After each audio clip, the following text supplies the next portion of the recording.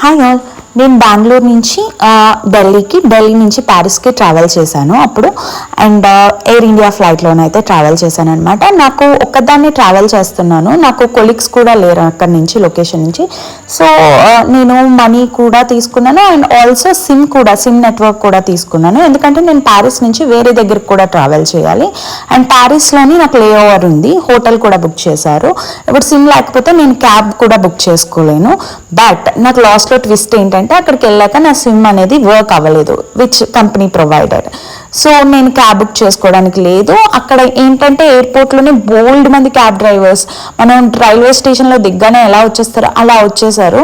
వాళ్ళలోనే ఒకరిని ట్రస్ట్ చేసి €50 పే చేసి I landed in to my hotel. ఇది నా హోటల్ రూమ్ టూర్. హోటల్లో దిగాక కూడా వేరే ట్విస్ట్ వచ్చింది, I will explain you on next video. But హోటల్కి అయితే రీచ్ అయిపోయాను.